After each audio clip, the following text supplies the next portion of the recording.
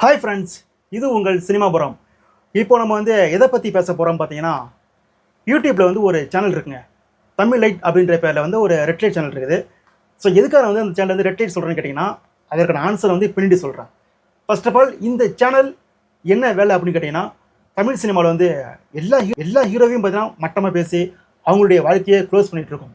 For example, Rajinikanth, Ajith Kumar, Surya, Sivakarthikeyan, Dhanush எல்லா ஹீரோக்களையும் வாழ்க்கையும் close பண்ணிகிட்ருக்கோம், ஒரு ஹீரோவை தவிர, விஜயை தவிர.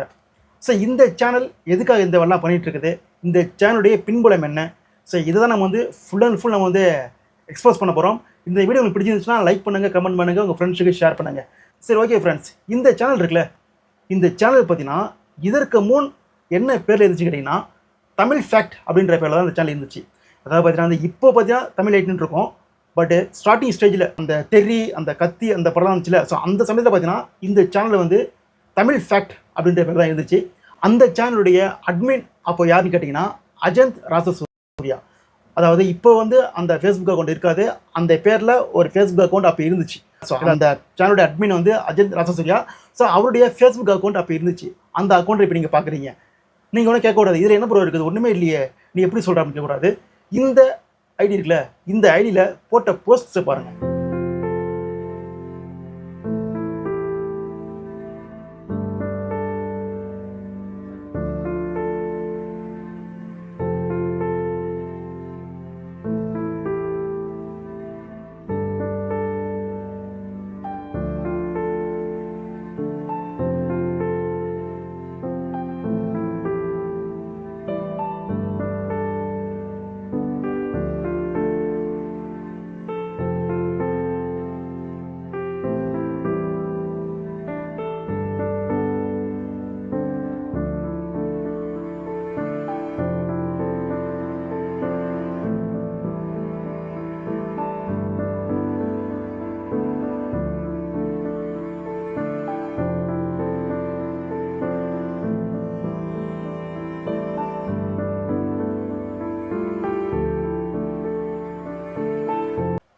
ஃபுல் அண்ட் ஃபுல் பார்த்தீங்கன்னா விஜய் சம்மந்தப்பட்டமாகவே இருக்கும், வேறு எந்த ஹீரோக்கும் இருக்காது. ஃபுல் அண்ட் ஃபுல் பார்த்தீங்கன்னா தெரி, கத்தி, அப்புறம் மெர்சல், ஸோ இதுமாரி படங்களோட செலிப்ரேஷன், இந்த படங்களோட சீன்ஸு, ஸோ இதெல்லாம் போட்டுட்டு ஃபுல் அண்ட் ஃபுல் விஜய் சம்மந்தப்பட்டவே இருக்கும் அந்த ஐடி ஃபுல்லாகவே.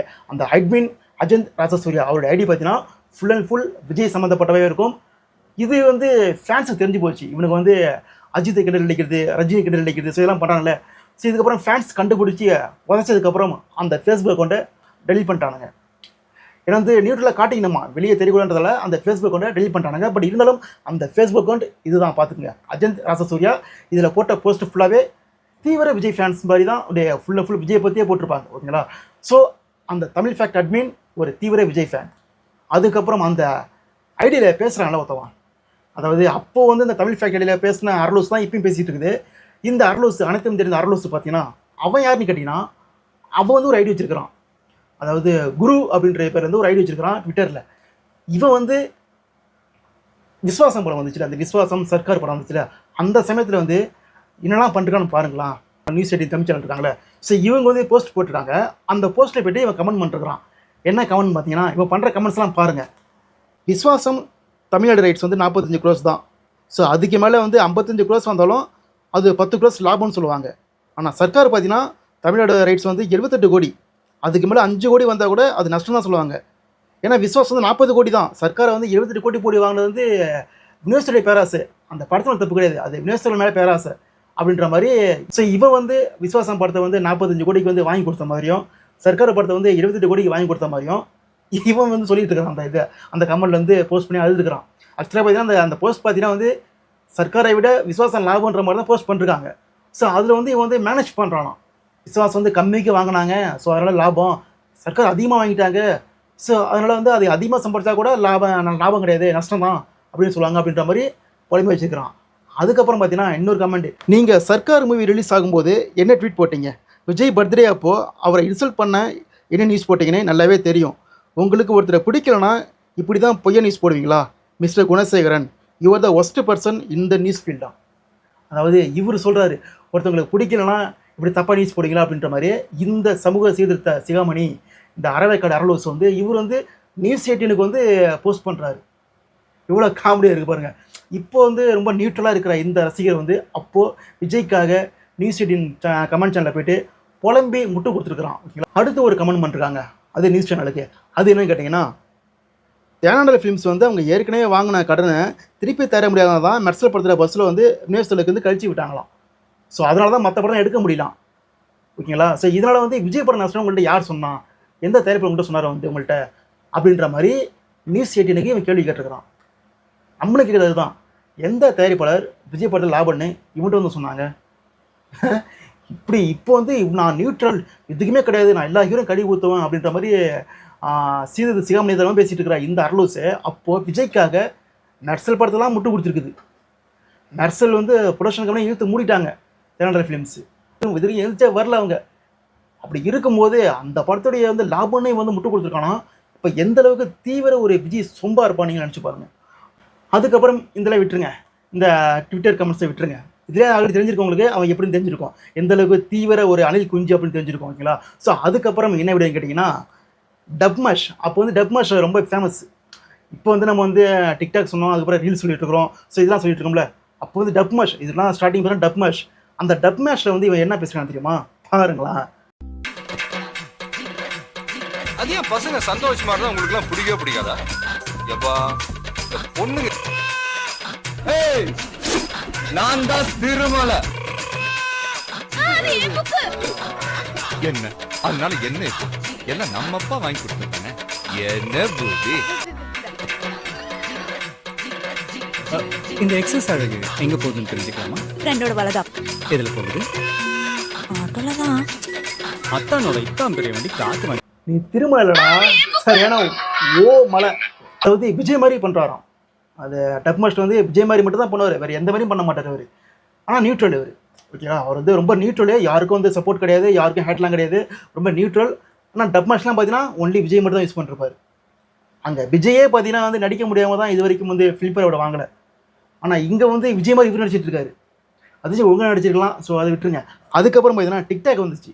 ஸோ அதான் வரேன், டப்மாஷ் முடிஞ்சிச்சு, அடுத்து டிக்டாக் வந்துச்சு.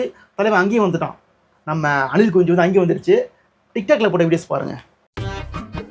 ஒரு பொண்ணு பார்த்தேன் நினைச்சு யார் சொன்ன லைன்ஸ்? நானும் எங்க அப்பா மாதிரியே உங்க ஸ்கூல்ல ஒரு இங்க தம்பிக்கு தெரிஞ்ச பொண்ணு ஒண்ணு இருக்கா, தம்பிக்கு அதுக்கு சண்டை. நல்லா பேச கத்துக்கிட்டமோ, உண்மையா இருக்கணும்னா சில கேட்டேன். கம்பேர் பண்றது யாருன்னு சிவகார்த்திகேயன்.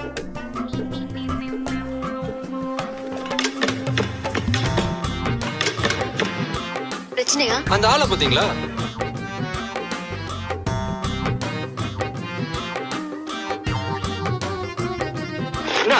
விசுவாசமா?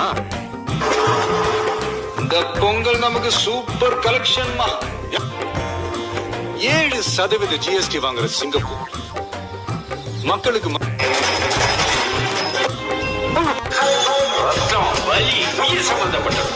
என்ன விசுவாசமா?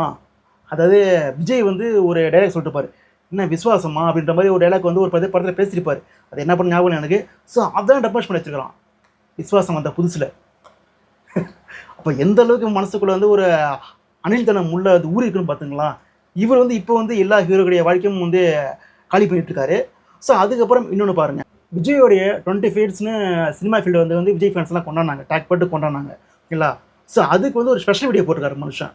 நம்ம அரவைக்காடு அனில் குஞ்சு வந்து ஒரு போஸ்ட் போட்டிருக்காப்புல. ஸோ அதையும் பார்த்துருங்க.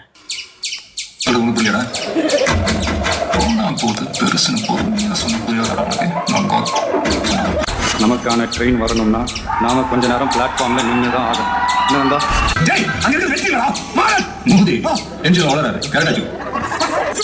துப்பாக்கினா தோட்டா இருக்கணும், கத்தினா ஷார்ப்பா இருக்கணும்.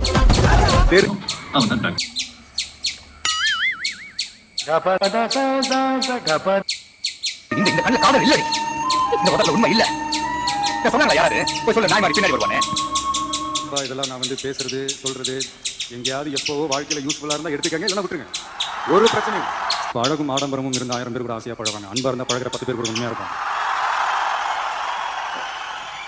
இப்படி விஜயோட 25 விஜய் மாதிரியெல்லாம் பேசி போஸ்ட் போட்ட இந்த அரவைக்காடு அனில் குஞ்சு இப்போ ரொம்ப நியூட்ரலாக நடந்துட்டு இருக்காரு, இதை எல்லாரும் நம்பணும். ஓகேவா? ஸோ அதுக்கப்புறம் இன்னொன்று இருக்குது கொண்டு வரான், அவனுடைய ஃபேஸ்புக் அக்கௌண்ட். ஓகேங்களா? ஸோ அவனுடைய ஃபேஸ்புக் அக்கௌண்ட் பார்த்தீங்கன்னா நேம் வந்து அரியன் குரு அப்படின்ட்டு இருக்கும். அரியன் குருன்னு வச்சிருக்கக்கூடாது, அல்லக்கை குருன்னு வச்சிருக்கணும். ஏன்னா வந்து அரியன் குருன்றலாம் வச்சுக்கூடாது, அல்லக்கை குரு அப்படின்னு வச்சுருக்கணும். ஏன்னா அல்லக்கை தான் இந்த வேலை பார்க்கும், கூடவே இருந்துக்கிட்டு மற்ற எல்லாரையும் வந்து திட்டி பேசிகிட்டு இருக்கோம். ஸோ அந்த அல்லக்கை குருன்னு பேர் வச்சுருக்கணும். ஸோ இந்த அல்லக்கை குரு வந்து அவருடைய போஸ்ட்லாம் பாருங்களாம், அவருடைய டிபி பாருங்கள். முதல்ல ஜில்லா விஜயா, அதாவது ஜில்லா விஜய் மாதிரியே போஸ்ட் தராராம். அங்கே ஜில்லா விஜயே தீனா அஜித் மாதிரி தான் போஸ்ட் கொடுத்தாரு. ஓகேவா? அந்த ஜில்லா விஜயை தீனா அஜித் அதை காப்பி பண்ணி தான் ஜில்லா விஜயே வந்தார். இவர் வந்து ஜில்லா விஜய் மாதிரி ஃபேன் ஷர்ட்லாம் போட்டு கரண்டியை போட்டுட்டு போஸ்ட் தராராம். ஸோ இவன் போஸ்ட்லாம் பாருங்கள் அதேமாரி.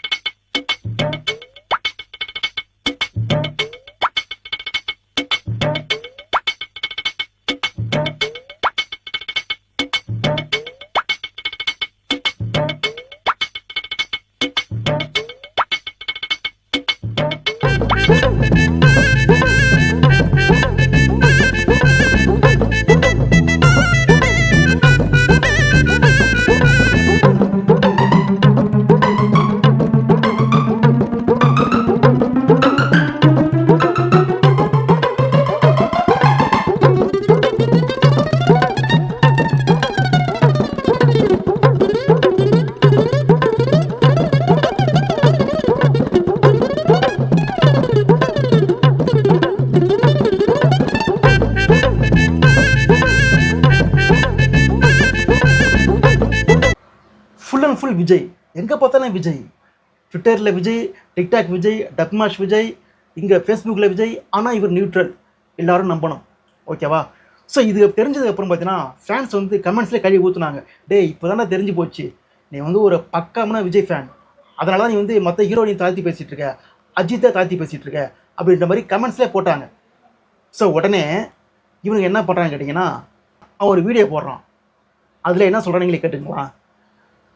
நீ விஜய் ரசிகர் தானே, அதனால தானே அஜித் சாருக்கு இப்படி போட்டிருக்க அப்படின்னு எல்லாரும் சொல்லிட்டு இருக்கீங்க. நாங்க எந்த நடிகருக்கும் சார்ந்து கிடையாது. கேட்டிங்களா? நான் வந்து விஜய் ரசிகர்லாம் கிடையாது, நியூட்ரல், நான் வந்து எல்லாருக்கும் பொதுவானவன் அப்படின்ற மாதிரி ஒரு போட்டு அஜித்தை பொழுதும் பேசியிருப்பான். அதில் நீங்கள் வந்து பார்த்தீங்கன்னா அந்த வீடியோஸில் வந்து தமிழ் ஃபேக்டில் பார்த்தீங்கன்னா அஜித்தையும் பொழுதுலாம் பேசியிருப்பான்.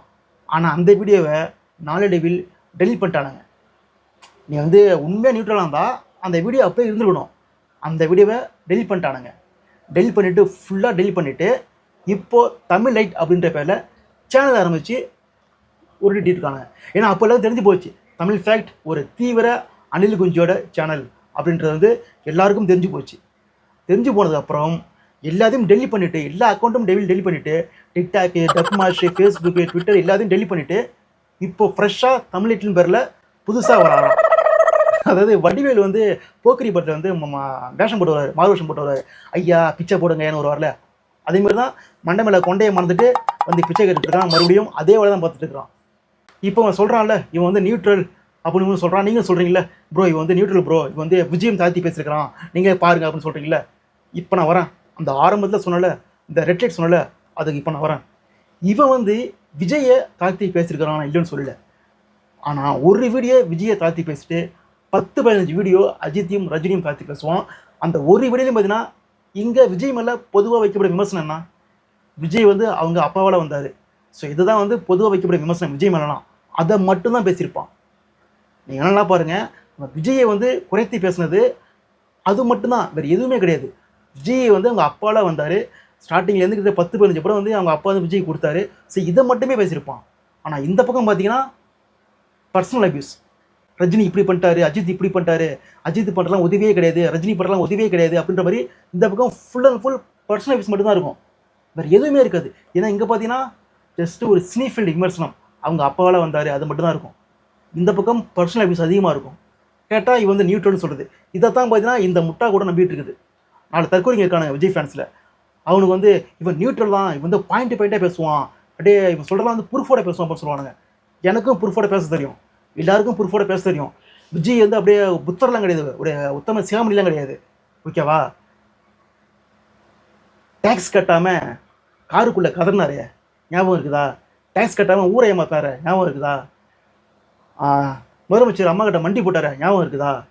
ஸோ இது மாதிரி எனக்கும் பேச தெரியும். விஜய் பற்றி நிறைய எல்லாருக்கும் தெரியும், எல்லாருக்கும் தெரிஞ்ச விஷயம் நிறையா இருக்குது. ப்ரூஃபோட போட்டு அடித்தா கிட்ட 1 hour அடிக்கலாம், விஜய் போட்டு அடிக்கலாம். ஓகேங்களா? ஸோ அந்தளவுக்கு இருக்குது, எல்லாருக்கும் பேச தெரியும் ப்ரூஃபோட. இவன் வந்து சொல்கிறான்ல, நான் வந்து நியூட்ரல் சொல்கிறான்ல, ஒரே ஒரு வீடியோங்க அஜித் ரஜினி வந்து பர்சனல் அபியூஸ் பண்ணால, அதேமாரி ஒரு வீடியோ விஜயை பற்றி, விஜய் டேக்ஸ் கட்டாமல் ஊரை ஏமாத்தினாரு, முதலமைச்சர் ஜெயலலிதா அம்மா காலில் விழுந்தார், மண்டி போட்டார் ஜெயலலிதா அம்மாக்கிட்ட, எடப்பாடி கிட்ட மண்டி போட்டார், அதுக்கப்புறம் வந்து அவருடைய ஃபேன்ஸ்லாம் வந்து வீட்டில் கஞ்சா வச்சுருக்கானுங்க, பாலியல் தொழில் பண்ணிட்டு இருக்கானுங்க, பாலியல் தொழிலில் கைதாகிருக்கானுங்க, பாலியல் குற்றச்சாட்டில் கைதாகிருக்கானுங்க.